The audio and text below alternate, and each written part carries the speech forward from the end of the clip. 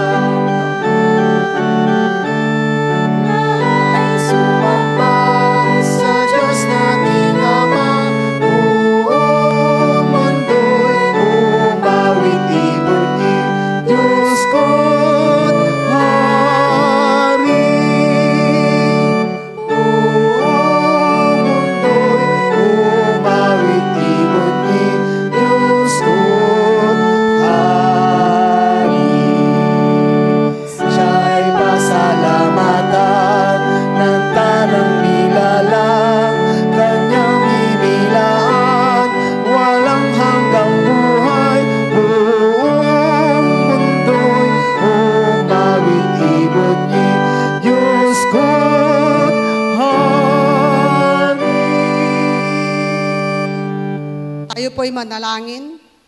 Lord, maraming salamat sa araw na ito na kami ay nagkasama-sama sa inyong banal na sambahan upang magpuri at sumamba sa inyo. Maraming salamat po sa lahat ng mga pagpapala patuloy niyong ipinagkakaloob sa amin. Maraming salamat po sa buhay na patuloy niyong pinagkakatiwala sa amin. Patawarin niyo po kami sa aming mga kasalanan at pagkukulang.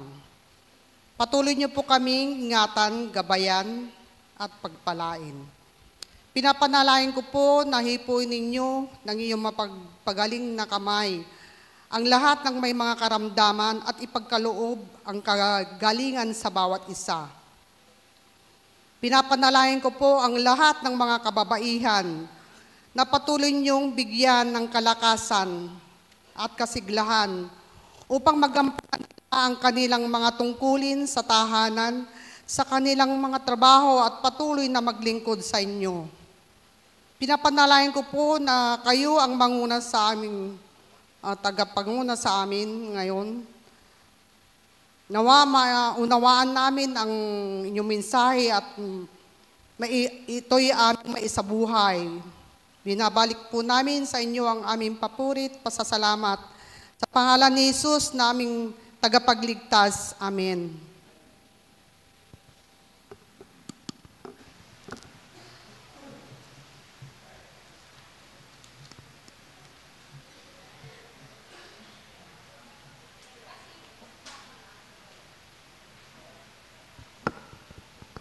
And magandang umaga po sa ating lahat. Bukas pa po iyong mahal na araw. Magandang umaga po sa ating lahat. Ayan, tayo pong lahat ay tumayo. Sino na pong handang magpuri? Sabay-sabay po nating awitan ng ating Panginoon. Isang line po na nakastruck sa akin sa Palm Sunday, pero wala po siya sa Mark, nasa Luke siya. Sabi ni Lord, sabi ni Jesus, kasi nung pumapasok yung mga tao, si Jesus, at nilalapag ng mga tao yung cloak nila, nagsisigawan yung mga tao. And they are praising Jesus. And sabi nung mga Pharisees, sabi niya, tumahimik kayo. Patahimikin mo sila, sabi niya. And sabi ni Jesus, kapag tumigil sila sa pagsigaw, yung mga bato, yung sisigaw ng papuri sa Panginoon. Ibig sabihin, ganun kadakila yung ating Panginoon. At siguro, naniniwala ako na walang bato na narito sa loob ng church natin. Amen? Sabi ni Lord, I will replace your heart of stone with a heart of flesh. And this is we claim this morning. Awitin natin yung labis na galak.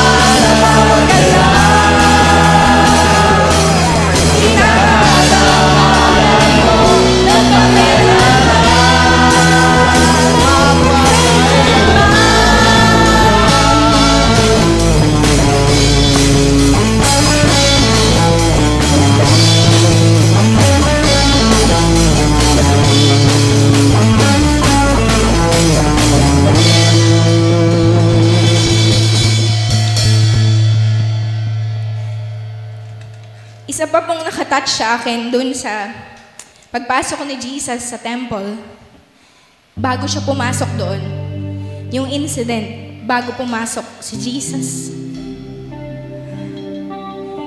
Alam niyo po yung ginawa niya. Una, He healed Bartimaeus, yung blind man. Pangalawa, kumain siya kay Zacchaeus, yung thief. Ako po, isa akong Bartimaeus dati. Isa akong Zacchaeus dati.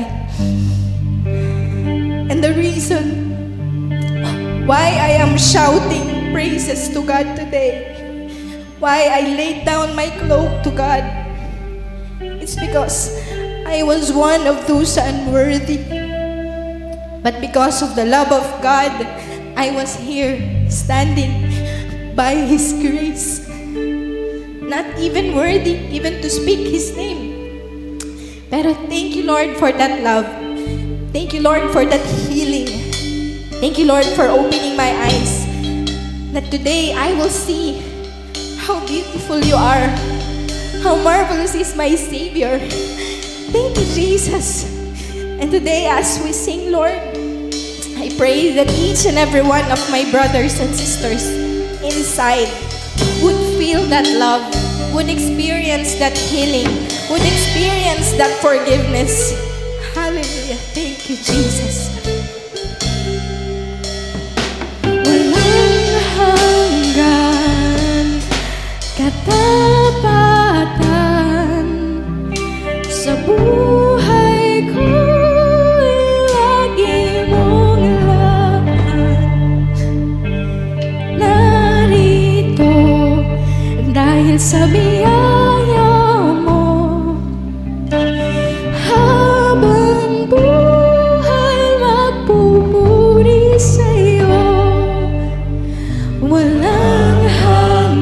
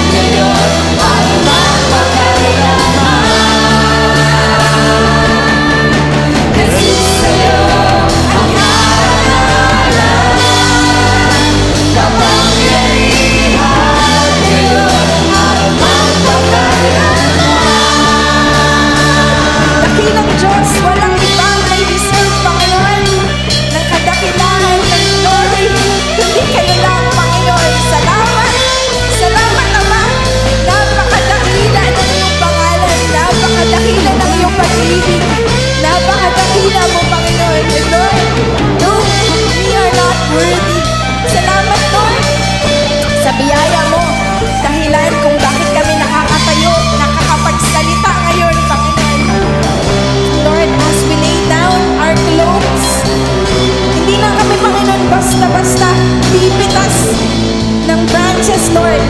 Today, we will lay down our pride. Today, we will lay down our crowns. Today, we will lay down our prayers. Today, we will lay down our sickness. And we command everything in the name of Jesus to obey you, Lord God. And we will lay down all these Panginoon sa harap mo. For in you, there is fullness of joy. For in you, there is healing. For in you, there is peace, Lord God. And walang pangalang may itaas, Panginoon, sa buhay ng bawat isa na narito ngayon, kundi ikaw lang, Jesus. Ikaw lang, Jesus. Hari ng mga hari, Diyos ng mga Diyos. Purihin ka ba? Pupurihin ka sa amin. Itataas ang aking ibig. Itataas sa buhay ko'y dahil ikaw, O Diyos. Higit pa sa kalangitan ang iyong kalwalhatian. Kadakilan mo'y di mapapantayan. Pupurihin ka sa amin. Itataas ang aking ibig. Itataas sa buhay ko'y dahil ikaw, O Diyos. Higit pa sa kalangitan ang iyong kalwalhatian. Kadakilaan mo'y di mapapantayan. Jesus, sa'yo ang kahulihan. Kalwalhatian ngayon at magpakailanman. Jesus, sa'yo ang karangalan. Kapangyarihan ngayon at magpakailanman. Jesus, sa'yo ang kahulihan. Kalwalhatian ngayon at magpakailanman. Jesus, sa'yo ang karangalan. Kapangyarihan ngayon at magpakailanman. Pupurihin ka sa awit. Itataas ang aking tinig. Itatanghal sa buhay ko'y tanging ikaw, O Diyos. Higit pa sa kalangitan ang iyong kalwalhatian. Kadakilan mo'y di mapapantayan.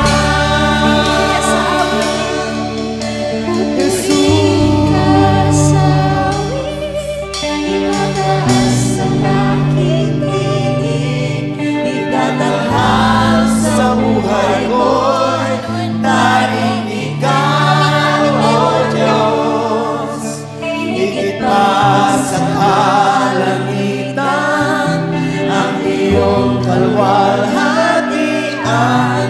Kadakilan mo'y di mapapantayan.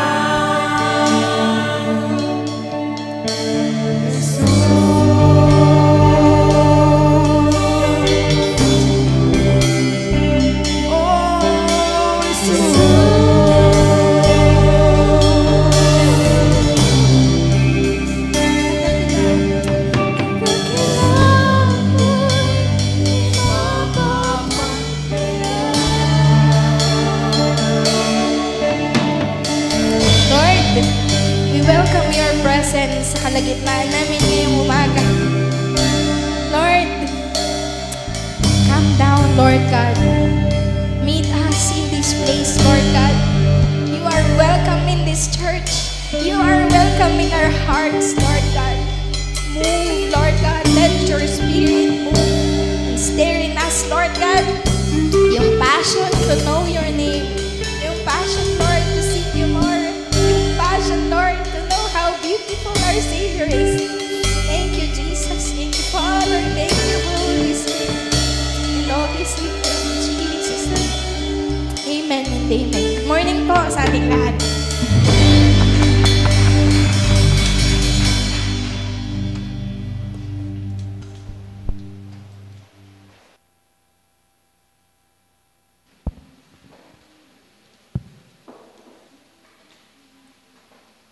Naway magkaroon kayo ng kaisipan na tulad ng kay Kristo Jesus.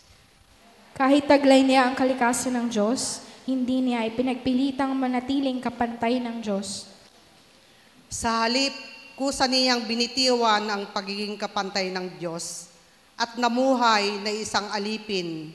Ipinanganak siyang bilang tao at nang siya'y maging tao. Nagpakumbaba siya at naging masunurin hanggang kamatayan, maging ito man ay kamatayan sa krus. Dahil dito, siya'y lubusang itinaas ng Diyos at binigyan ng pangalang higit sa lahat ng pangalan.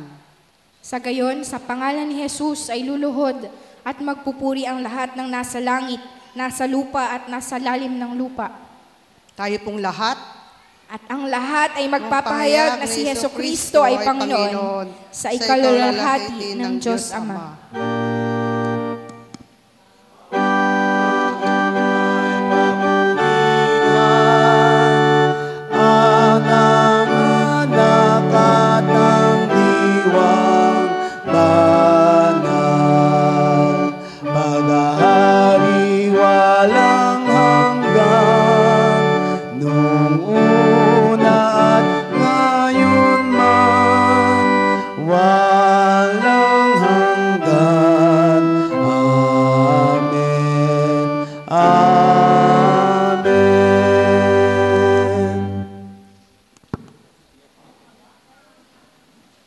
Matutunghayan po natin ang awit at sayaw ng mga bata. Tinatawagan ko po ang mga bata.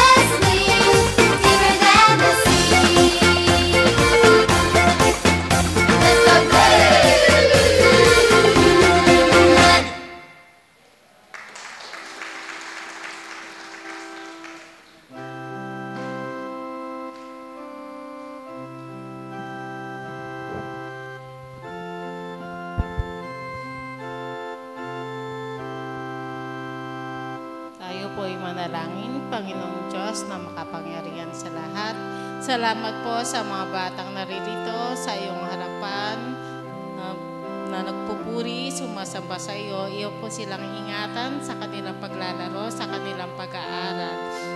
Ang iyong banal na presensya po ang laging mangunguna sa bawat isa sa kanila. Ganon din po, Panginoon, ang mga batang wala dito sa iyong sambahan.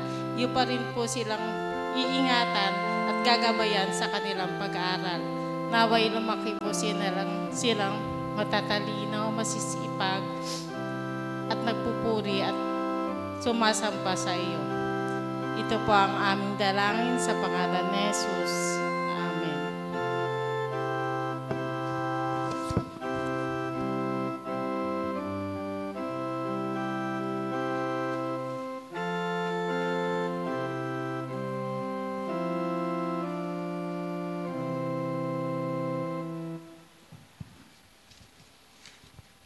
God's morning po sa bawat isa sa atin.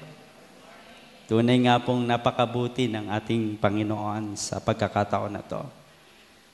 Welcome po sa ating pananambahan sa araw na ito. Nais ko lang pong i-welcome natin si Nanay Benjamina Imperial Ramat. Pwede po ba siyang tumayo? Praise God. Kami po ay nagagalak na makasama po namin kayo sa pananambahan ngayong umagang ito. Tunay nga pong napakadakila ng ating Panginoon. Ngayong ding umaga po ay pinagdidiriwan din po natin ang Palm Passion Sunday.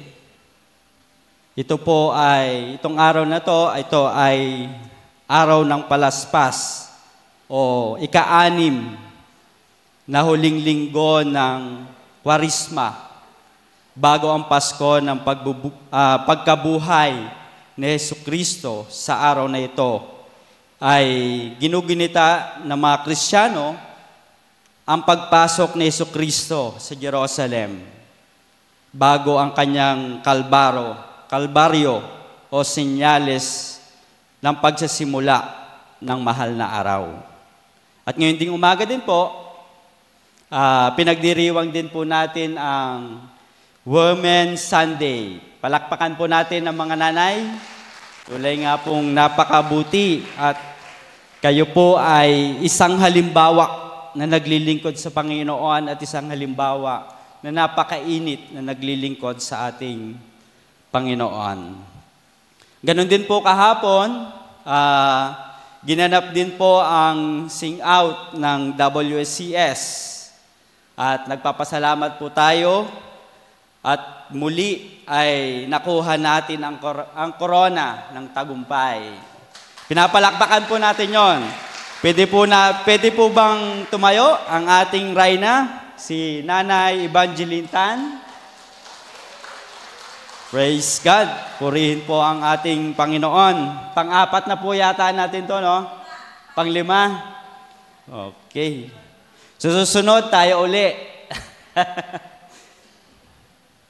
At ganoon din po, sa March 27, ito po ay araw ng Miyerkules. Magkakaroon po tayo ng evangelistic crusade sa La Paz po sa San Marcelino. Suportahan po natin itong gawain ito. Tayo po ay sama-sama nating paglingkuran at pasalamatan natin ang Panginoon. Dahil sa diwang ito, lagi niyang ipaparanas sa atin yung pagpapala na lubos na ating nararanasan. At ganoon din po, sa March 28, ito po yung Holy Thursday po na pagsamba natin. Gaganapin po ito ng alas 5 ng hapon. Dito po sa ating pananambahan. Magkita-kita po tayo dito. At ganoon din po sa March 29, araw po ng Friday, ito po yung 7 last word. Sa ganap din po ng alas 9 ng umaga, ang ating pananambahan. At ganoon din po sa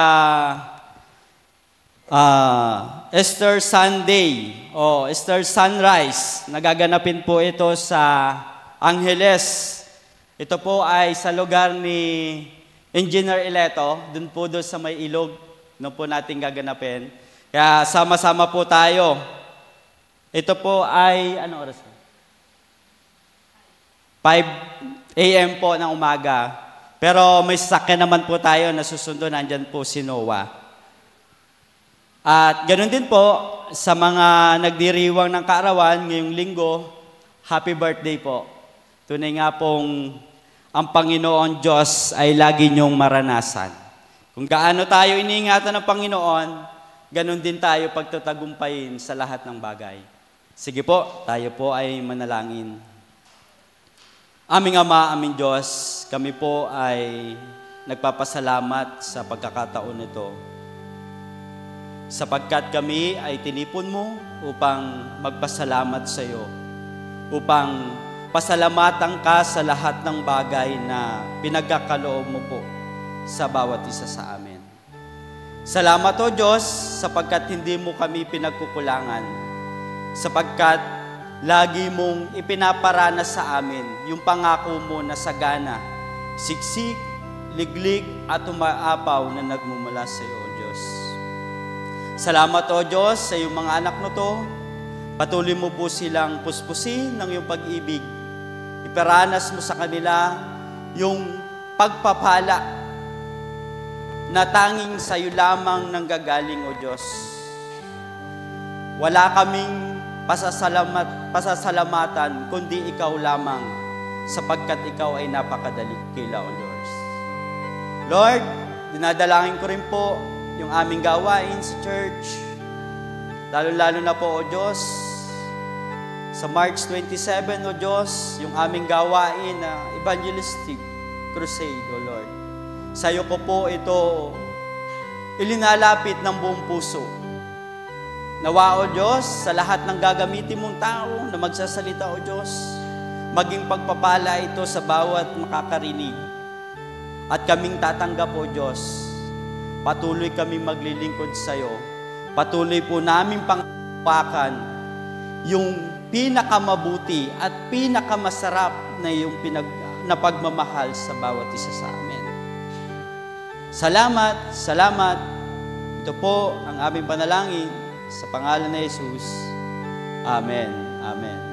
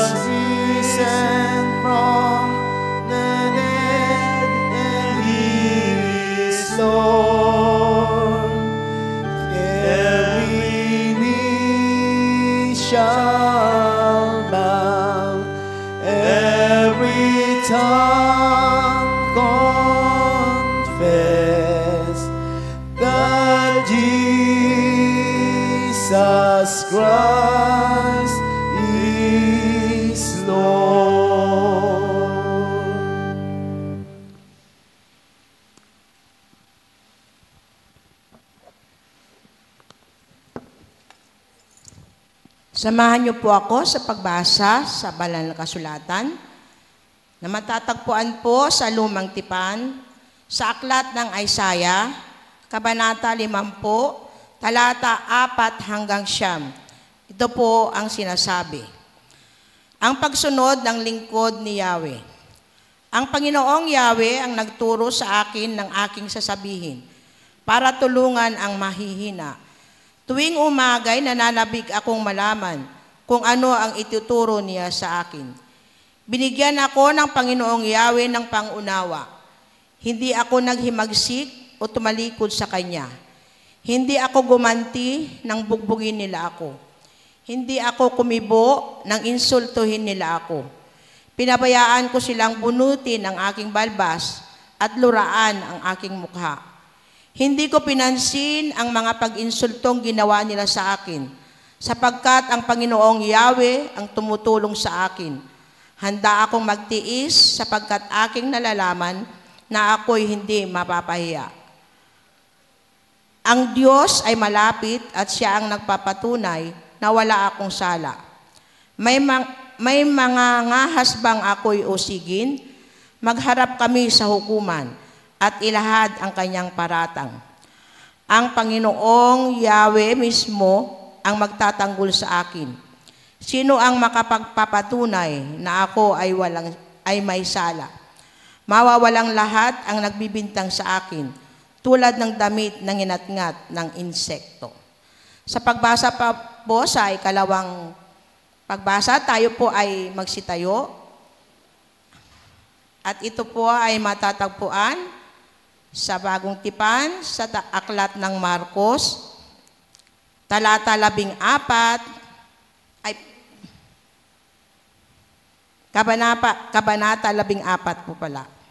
Talata 1 hanggang 10. Ito po ang sinasabi. 2 araw na lamang at pista na ng Paskwa at ng tinapay na walang pampaalsa. Ang mga punong pare at mga tagapagturo ng utusan ay patuloy na naghahanap ng paraan upang may padakip si Jesus ng palihim at may papatay. Huwag sa kapistahan at baka magkagulo ang mga tao, sabi nila. Nasa Betanya noon si Jesus sa bahay ni Simon na may ketong. Habang siya ay kumakain, dumating ang isang babaeng may dalang isang sisidlang alabastro na puno ng napakamahal na pabango mula sa katas ng purong nardo. Binasag niya ang sisidlan at ibinuhos ang pabango sa ulo ni Jesus. Nagalit ang ilang naroroon at sila'y nag-usap-usap. Bakit niya inaksaya ang pabango?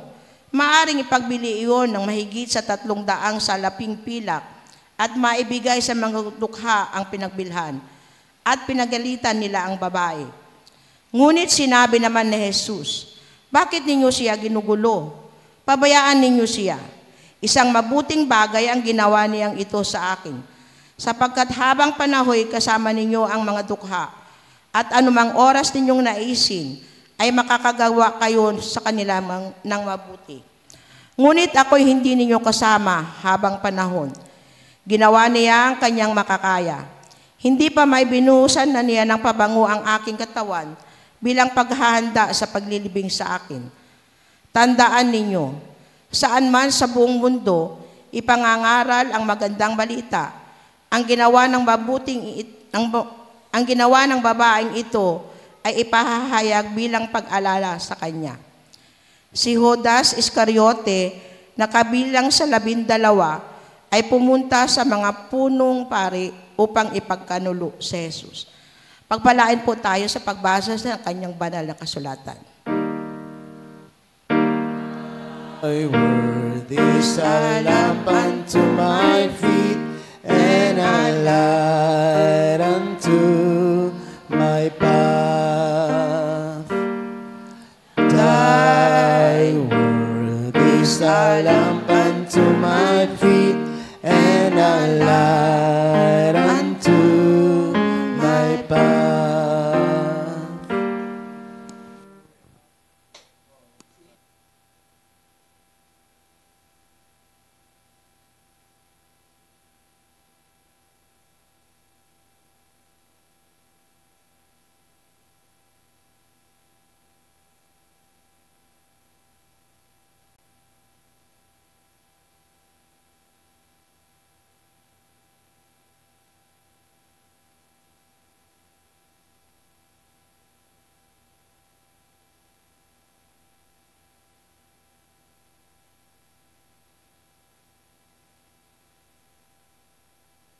Yung presentation po namin, ito po yung aming present kahapon sa aming pong WSCS.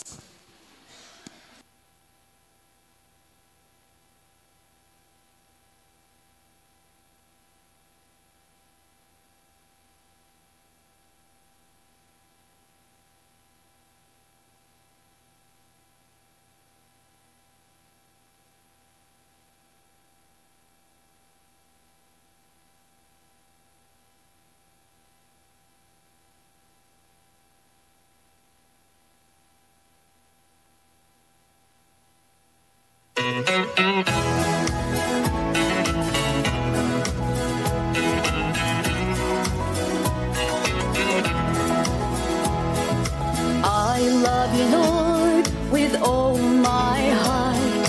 I love you, Lord, with all my soul. I give my all in all. I love you, Lord, with all my heart. I walk by faith, I walk with you.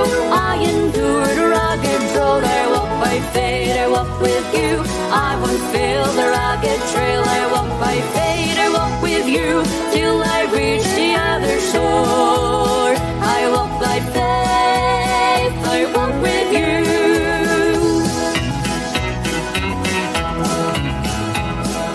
I worship you with all my heart. I worship you with all my soul. I offer you my all in all. I worship you with all my heart. I walk by faith, I walk with you. I endure the rugged road. I walk by faith, I walk with you. I won't fail the rugged trail. I walk by faith, I walk with you till I reach the other shore. I walk by faith, I walk with you.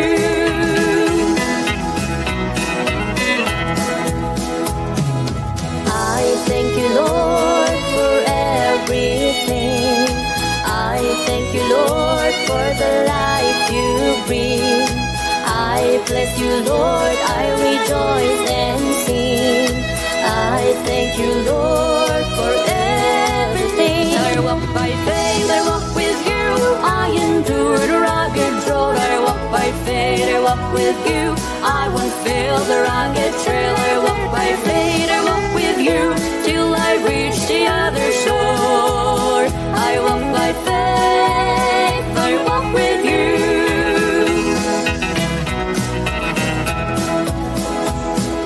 I praise in to glory land.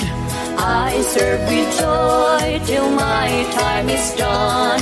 I spread the news, thy kingdom come. I walk by faith, I walk with you. I walk by faith, I walk with you. I endure the rugged road. I walk by faith, I walk with you. I won't fail the rugged trail. I walk by faith, I walk with you till I reach the other shore. I walk by faith, I walk with you. I walk by faith, I walk with you. I endure the rugged road. I walk by faith, I walk with you. I won't fail the rugged trail. I walk by faith, I walk with you till I reach the other shore. I walk by faith, I walk with you. I walk by faith, I walk with you.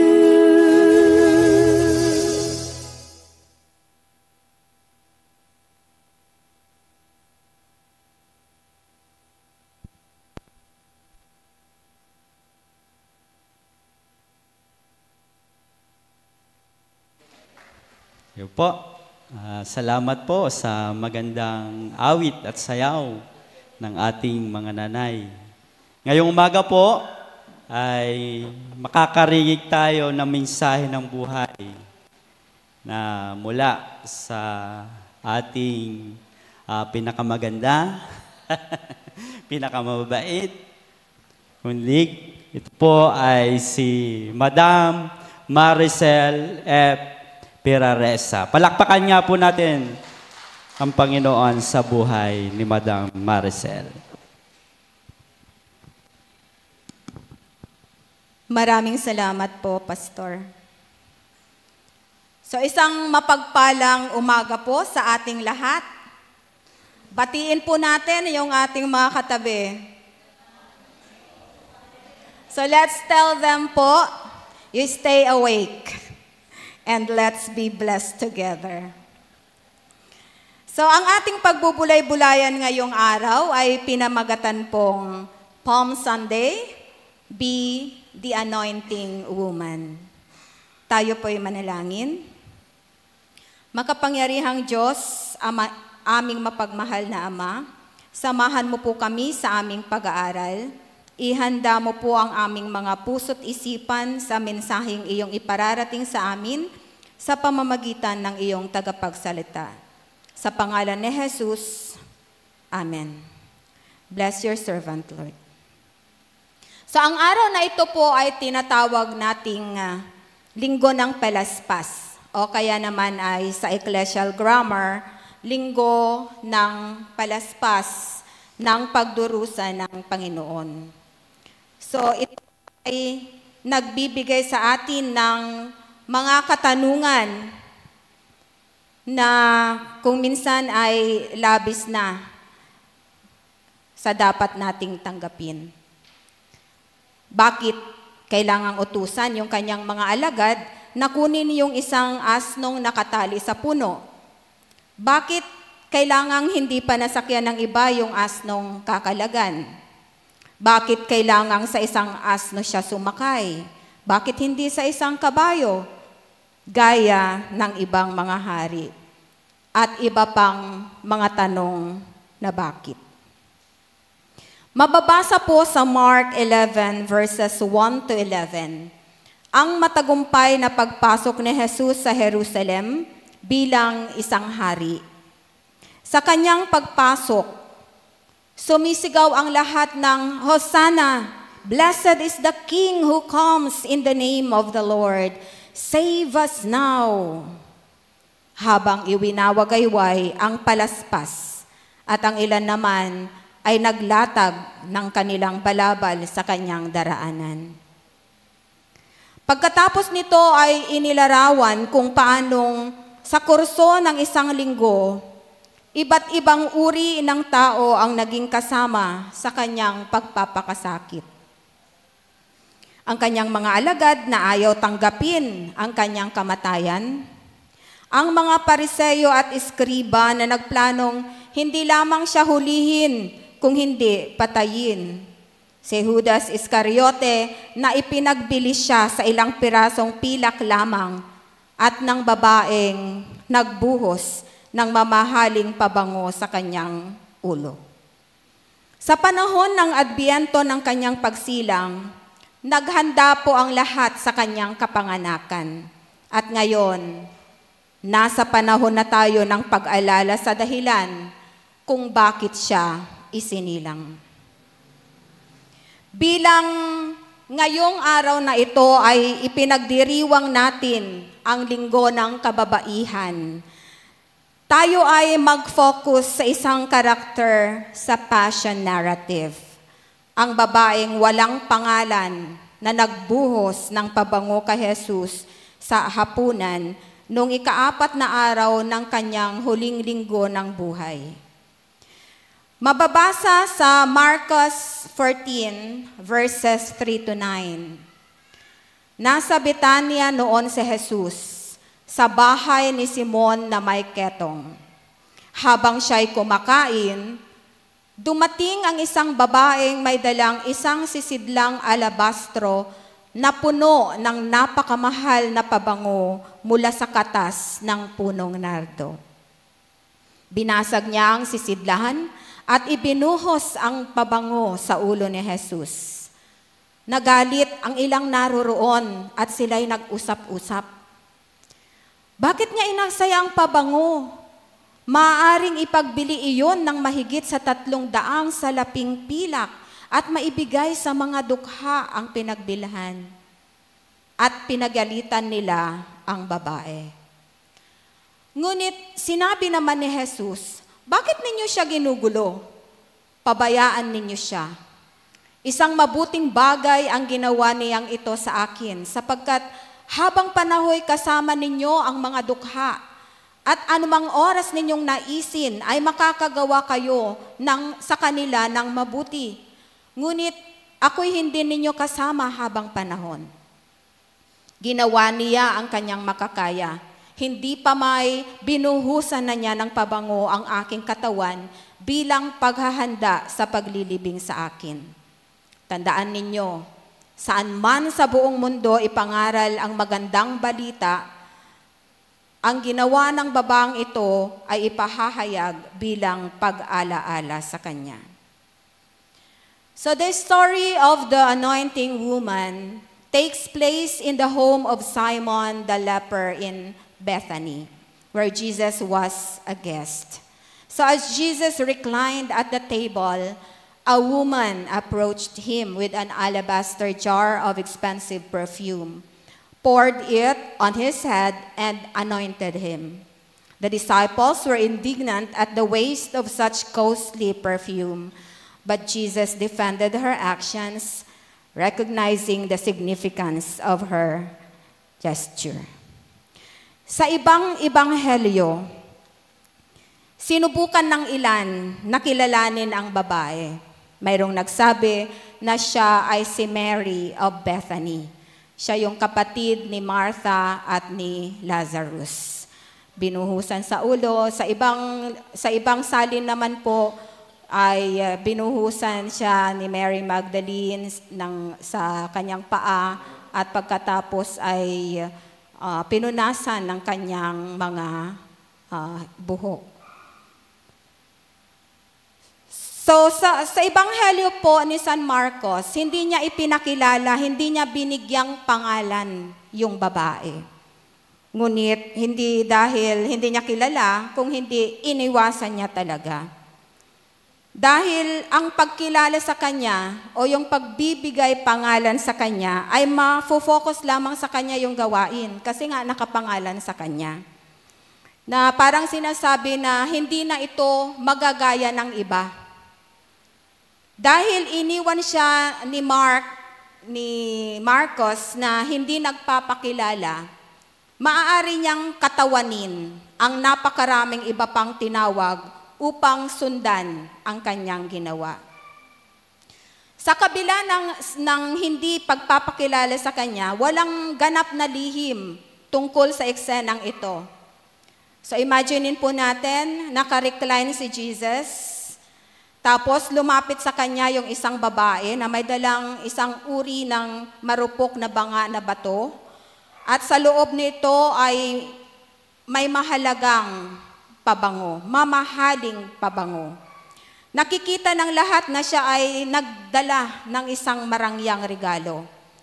Yun lang pong mismong lagayan ay nagpapahayag na ng labis-labis na karangyaan. Karamihan sa mga nakasaksi ay namangha nang basagin niya ang garapon. Bakit hindi tinanggal na lang yung takip? Pagkatapos pahiran lang, hindi po ba? Ipahid lang. Parang yung ginagawa nating mga babae, lalo na pag mamahalin yung pabango at bigay ng ating mga asawa. Anong ginagawa po natin? Diba yung lalagyan? Halimbawa ito yung lalagyan. Igaganon mo lang, diba? Tapos ganun. Ganun lang, tapos ganun. Sa sobrang pag-iingat natin na hindi maubos agad yung pabango. Samantalang itong babaeng ito, anong ginawa niya? Binasag niya yung lalagyan at ibinuhos ang lahat ng laman kay Jesus. So ang pagsira nito sa sisidlan ay nagpapahiwatig na sa halip na matitipid ang pabango, nilayon niyang hayaang dumaloy ang buong nilalaman nito sa ulo ni Jesus. Ang silid ay napuspos ng aroma na bihirang maranasan ng maraming simpleng tao. Ang pabango ay tumulo mula sa kanyang ulo hanggang sa kanyang buong katawan. So be the anointing woman, a lesson in sacrificial love. Hinahamon tayo ng kwentong ito na maging gaya ng anointing woman. Ito yung magtuturo sa atin kung paanong mabubuo sa ating puso't isipan, sa ating buong pagkatao, ang isang uri ng pagmamahal, ang tunay na pagmamahal. Gaano natin kamahal ang ating mga asawa? Gaano natin kamahal ang ating mga anak?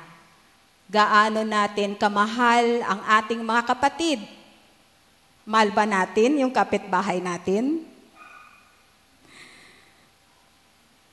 So ancient Greece comprises the years 700 to 480 BC. So during this time, it was believed that there were only 4 types of love. So we have phileo or philia. yung brotherly love and compassion for others. Love for others, brotherly love.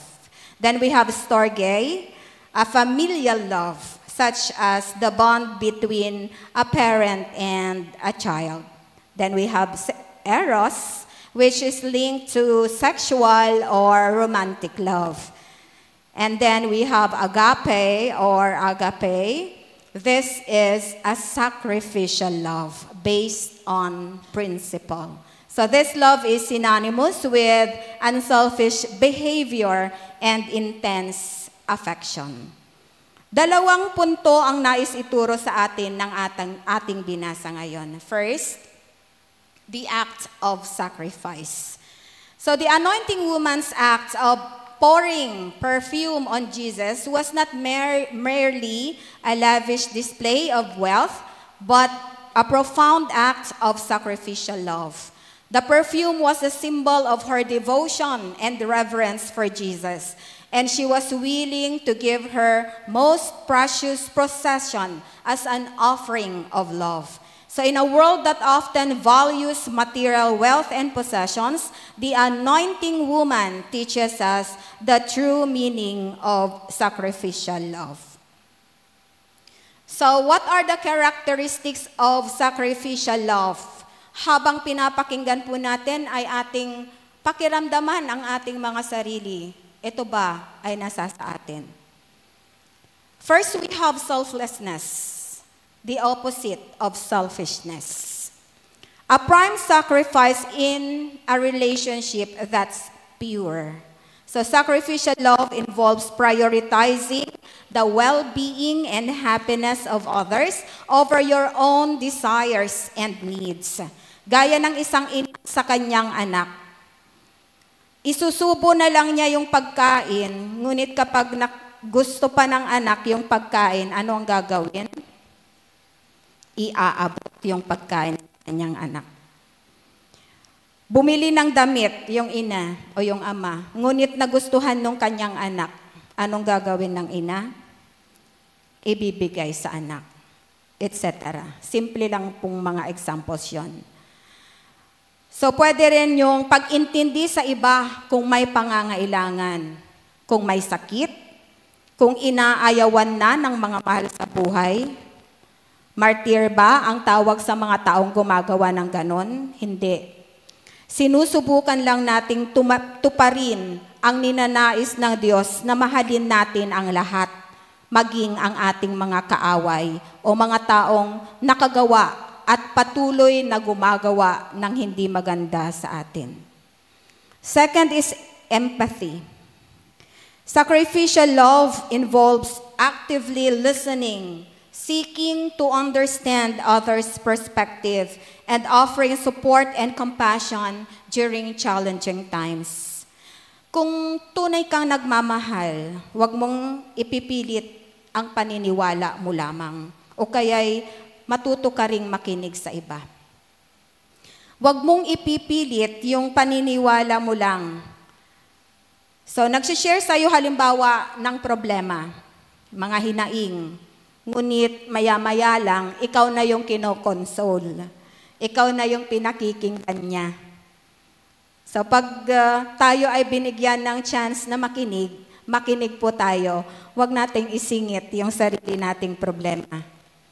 And when we listen, please don't share with others. Yung narinig natin, ipinagkatiwala sa atin, hindi dapat na ipamalita sa iba. Lalo mo lamang dinadagdagan ang mabigat na dalahin niya. So let's put ourselves in each other's shoes. What if sa'yo gawin yung hindi mabuting ginawa mo sa iba? Third is, let us compromise. When you sacrifice for love, you learn to adjust. Sacrificial love necessitates a willingness to find common ground and make compromises for the benefit of the relationship. Common ground, ibig sabihin, napagpasyahan po ng dalawang panig. Walang sisihan sa huli. And then, pag halimbawa, nanisi pa rin, ikaw na yung mag-adjust. Then, number 4, we have patience and forgiveness. So sacrificial love entails patience and forgiveness, recognizing that everyone makes mistakes and experiences shortcomings. So true, everyone makes mistakes. Hindi ka naman perpekto. Sabi nga ng isang noontime show, bawal judgmental. Instead of judging others based on your criteria, why not justify others' actions? Be patient and learn to forgive. And the last one is commitment. It involves staying steadfast through ups and downs, weathering challenges with each other and actively investing in the growth and happiness of the partner. So sabi nga kay Sera. So sa mag-asawa, till death do us part. So tanungin po natin yung ating mga sarili. Mga ina, mga kapwa ko kababaihan, nagagawa po ba natin ito sa ating pamilya? Sa ating asawa? Sa ating mga anak? Sa ating kapwa? Sa akin, minsan oo, minsan hindi. Minsan ginagawa ko, kadalasan may dalang reklamo. So, tanungin din natin yung ating mga sarili, baka naman sa sobrang pagmamahal natin sa kanila, ay lalo lang natin silang ibinabaon sa pagiging dependent sa atin at hindi na tayo nagiging dahilan ng kanilang pagbabago for the better. Alam mo, for example, alam mo nang bawal yung asukal, kape, bagoong, sigarilyo, pero kapag nag-request sa'yo, ibibigay mo pa rin. So you're not helping him make himself better. Learn to say no sometimes. So we're in the process. Let's not give up. Just breathe. Don't be stressed and depressed. Look up at the cross and remember His sacrifice. So here are other Bible verses on sacrificial love. Siyempre po, hindi mawawala yan. Number 1 lagi. John 3:16. The best example of all. So for God so loved the world that He gave His only begotten Son. So sacrificing His only Son to save the world. What greater love is there than this? Then we have Romans 5 verse 8. Ephesians 5 verse 2, 25 and 28, Romans 12 verse 1, and 1 John 3:16. Ang ikalawang punto po ay the power of love and faith. So the anointing woman's actions were driven by a deep love and faith in Jesus. Her act of anointing him was a symbolic preparation for his impending death and burial, showing our understanding of his sacrificial mission. Despite societal norms and potential criticism, she boldly expressed her love for Jesus through her actions. So lumapit kay Jesus yung babaeng nagpahid sa huling linggo ng kanyang buhay. Malamang na nakita niya na po itong pumasok sa Jerusalem tulad ng isang mahirap na hari. Marahil isa rin siya sa mga sumigaw ng Hosana. Tulad ng iba, nalalaman niya na yung paglilinis ni Jesus sa templo ay nagpagalit sa mga autoridad. Narinig niya ang kanyang mga sagot sa parable of the tenants at ang kanyang pagpuna sa mga mapagpanggap na eskriba. So sa panahong nagpapahinga si Jesus, sa hapag kasamang kanyang alagad, nararamdaman na sa paligid na puno ito ng aura ng panganib. Bagamat hindi pa gaanong nauunawaan ng kanyang mga alagad ang nalalapit niyang kamatayan, batid nilang may mga makapangyarihang tao na noon pa man ay nagbabalak na ng kanyang kamatayan. Hindi bababa sa 3 beses, sinabi ni Jesus sa kanyang mga alagad na siya ay magdurusa at mamamatay para lamang makita kung paano nila iniiwasang harapin ang katotohanan ng iyon. Sa huling linggo ng kanyang buhay, isa sa kanila ay ipagbibili siya at ang iba sa mga lalaki ay tatakbo at magtatago o lantarang itatanggi na kilala siya. Sa binasa kanina ni Teacher Alma, sa unang bahagi ng Mark 14, 1-3, makikita doon kung paanong ang mga iskriba, mga pariseyo ay nagbabalak kung paanong siya ay huhulihin.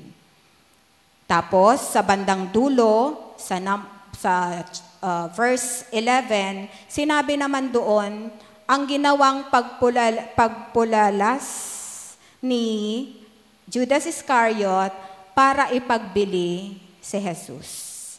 Sa halagang magkano? 30 pirasong pilak. Samantalang ang babae na nagbuhos sa kanya ng pabango ay magkano ang kanyang ginastos, ang kanyang ibinuhos para lamang ipakita na siya ay may malalim na pananampalataya kay Jesus. Nang ang panganib ay nasa paligid na at yung mga makapangyarihan ay nagpaplano na sa kanyang pagkamatay, isang babae ang nagbigay ng lahat sa kanya sa pamamagitan ng isang labis na kilos ng pananampalataya. So what's the response of Jesus? So Jesus recognized and commended the anointing woman's act of love. He praised her for her faith and acknowledged the significance of her gesture. So Jesus saw beyond the material value of the perfume and appreciated the depth of her love. When we act out of love and faith, Jesus sees and honors our sacrifices. Kadalasan ang pagsasalaysay sa kwentong ito ay nakatuon sa reklamo tungkol sa pag-aaksaya at ang tugon ni Jesus na inihahanda niya siya para sa kamatayan. Bihira nating bigyang diin na ang pagpapahid sa kanya ay isang simbolikong pahayag na siya ang Kristo. Isang titulo na literal na nangangahulugang ang pinahiran o sa English, the Anointed One. Hindi ginawa ng babae ang kilos na ito habang si Jesus ay nasa kataas-taasan ng kanyang kapangyarihan, nang dumagsa ang mga tao sa kanya, o maging bilang bahagi ng nagbubunyi na pulutong nang siya ay pumasok sa Jerusalem. Pinahiran niya siya habang ang kanyang kapalaran ay nagiging mas malinaw, ang pagpapako sa kanya sa krus. Ipinaliwanag mismo ni Jesus ang ikinilos ng babae sa pamamagitan ng pagsasabing inihahanda niya siya para sa kamatayan. So Jesus is God's alabaster jar, broken for us, pouring out divine life, and now filling the world with His fragrance. Ang babaeng nagpahid o nagbuhos ng pabango kay Jesus ay ang counterpoint sa iba pang mga alagad at sa lahat ng mga tumangging maniwala sa mensahe ni Jesus. Sa 1 kilos lamang ipinahayag niya ang kanyang paniniwala na siya, si Kristo, ay ang Anointed One, the Chosen One. Sa pagbuhos ng langis sa kanya, ipinahayag niya ang kanyang pananampalataya na ang Diyos ay gumagawa sa pamamagitan ni Jesus na nagturo na ang pag-ibig ang tanging batas ng buhay. Ibinuhos niya ang kanyang kayamanan bilang pagpapakita ng pananampalataya na ang kayamanan ay walang halaga at ang Diyos ay hindi nahayag sa pamamagitan ng kapangyarihan ng tao. Ang babaeng nagbuhos ng pabango ay nagpahayag ng kanyang pananampalataya at katapatan sa pamamagitan ng 1 kilos ng pagmamahal. Sabi nga sa English, action speaks louder than words. Ibinahagi niya sa pamamagitan nito ng sariling pananampalataya na ang mga paraan ng Diyos ay lampas sa pagkaunawa ng tao. Ano ang implikasyon nito sa ating lahat, lalo na sa ating mga kababaihan? So here's our challenge. May we strive to be like the anointing woman, pouring out our hearts and lives in devotion to our Savior. Sabi nga ng ating presidente ng WSCS nung ating church conference, district church conference, ang panimula niya ay hindi hadlang ang edad sa pagsisilbi sa Panginoon. Tingnan nga natin kahapon lamang ay ipinakita ng ating mga kababaihan na sadyang sila ay lubusang nagmamahal sa Panginoon. And second, may we embody her spirit, demonstrating love, faith, and selflessness in all that we do. Sa taong ito, lumakad tayo na inspirasyon ang anointing woman. Sa halip na tumuon sa kung gaano natin madalas na sinasalamin ang mga nagtataksil, anyayahan natin siyang turuan tayo tungkol sa pamumuhay ng isang pananampalataya na higit sa pangunawa. Ito ay maaaring sakripisyo sa iilan o sa ating lahat. Ngunit, hindi ba iyon ang mensahe ng banal na linggong ito? Bilang tugon sa ating challenge, sabay-sabay po nating dasalin with all honesty, faith, and love, our prayer. Heavenly Father, we thank you for the example of the anointing woman and the lesson of sacrificial love she teaches us. Help us to follow in her footsteps, showing love, devotion, and faith in our relationship with you. May we be vessels of your grace and instruments of your peace, reflecting the selfish love of Christ in our lives. In Jesus' name we pray. Amen. Naway maging inspirasyon po sa atin ang kwento ng anointing woman ngayong linggo ng Palaspas, na tayo'y maging sisidlan ng pag-aalay ng pag-ibig at debosyon sa ating paglalakad kasama si Kristo. Sa ngalan ng Ama at ng Anak at ng Banal na Espiritu. Amen. Happy Women's Sunday.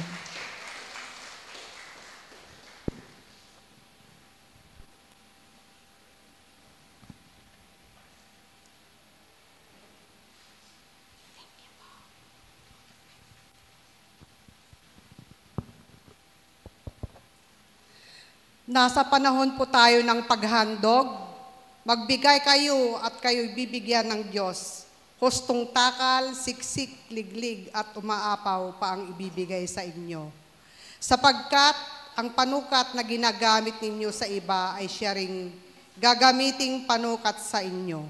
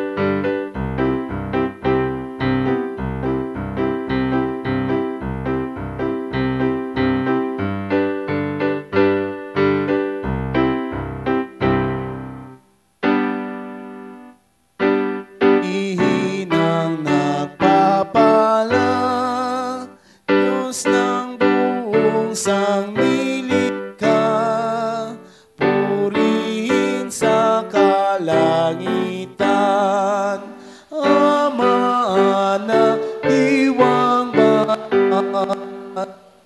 Amen. Aming Ama, aming Diyos, kami po ay lubos na nagpapasalamat sa pagkakataon na to, sapagkat kami ay pinagpala mo, Lord. Salamat o Diyos sa pagpapala na patuloy na pinaparanas mo po sa amin sa bawat isa. At ganoon din o Lord, sa aming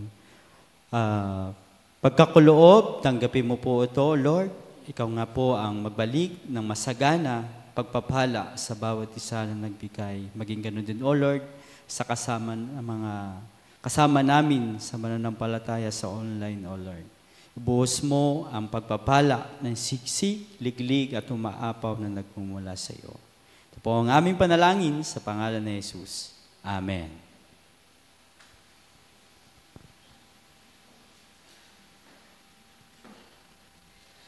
Awitin po natin ang pagtatalaga at pasasalamat. I surrender all.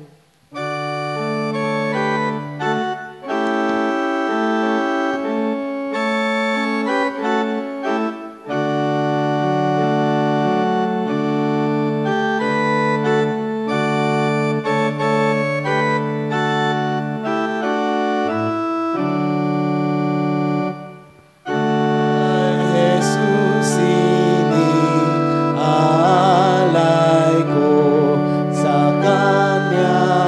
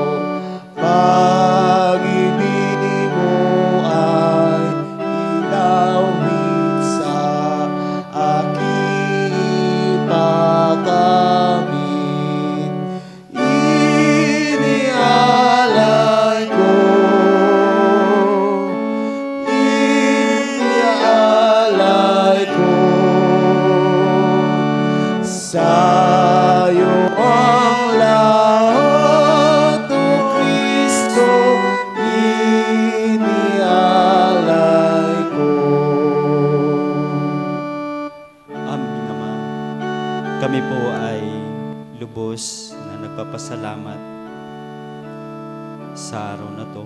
Salamat o Diyos sa iyong anak na iyong ginamit.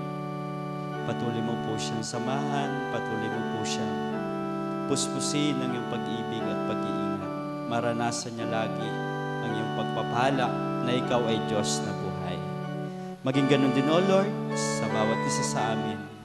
Kami po ay buong puso na nagpapakumbaba dahil alam namin ikaw ay Diyos. Ikaw ay Diyos na mapagmahal, na nag-iingat at nagpaparana sa amin na walang hanggan na pagpapala na nagmumula sa iyo. Salamat o Diyos sa iyong mga anak na nakaluhod at alam ko na ikaw at alam mo yung mga personal prayer nila o Lord. Sa iyo ko na po sila itinatubilin sapagkat tanging sa iyo lamang ang lahat ng bagay, O Lord. At maging ganun din, O Lord, sa pagkakataong ito, hindi po kami lalabas na hindi mo kami pinagpala. Lagi po naming dala namin sa aming sarili ang iyong pagpapala at pag-iingat na aming nararanasan. Salamat, O Diyos, sa bawat isa. Patuloy mo po kaming samahan. Patuloy ka po naming maranasan ng higit pa sa aming inaasahan. Salamat, salamat. Ito po ang aming panalangin sa pangalan ni Jesus. Amen. At ngayon,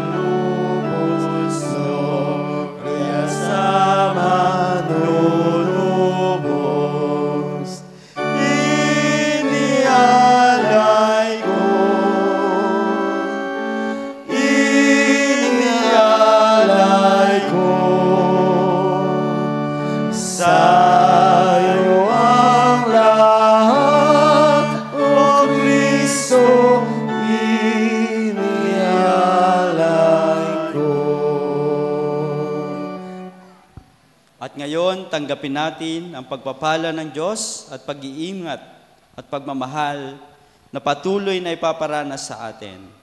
Patuloy tayong maglingkod, patuloy tayong maranasan ang kanyang mga salita. Sa pangalan ng Ama, ng Anak, ng Banal na Espiritu. Amen. Amen. Amen. Amen. Amen.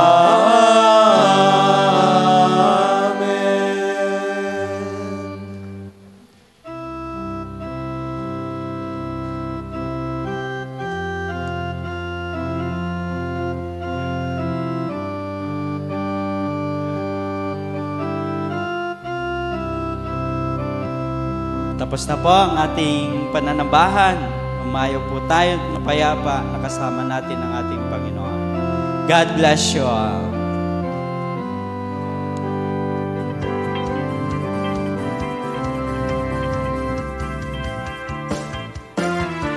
Happy Sunday po. May picture taking po lahat ng kababaihan. Huwag pong aalis.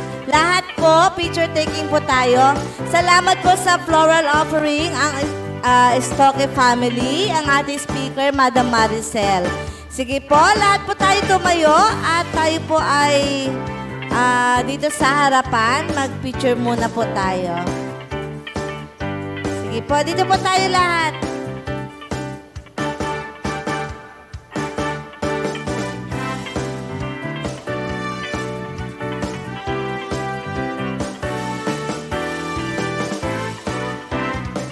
Tara na po dito. Halina po kayo. Yung mga kalalakihan po, magbibigay po sila ng sobre sa inyo.